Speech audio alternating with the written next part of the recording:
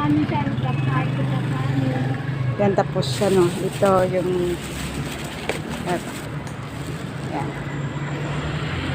Yan. Kainin niyo yan. Pansit. Sa'yo na.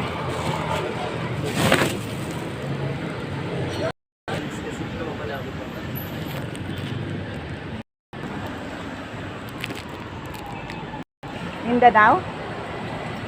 Yan lang mag-isa yung anak mo? Ito siya? Hello!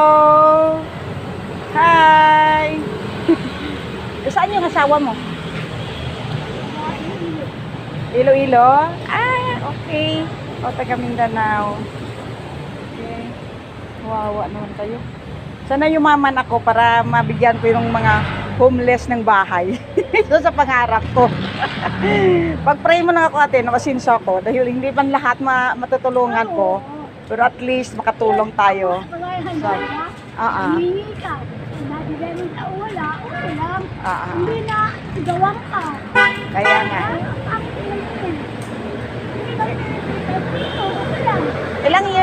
Ilang years na kayo ate na ano, homeless? Ilang years na kayo? Ah? Oh, dito ka lang nag-ano? Hindi ka pala homeless? Sabi mo kanina homeless. Pero ano, saan kayo natutulog?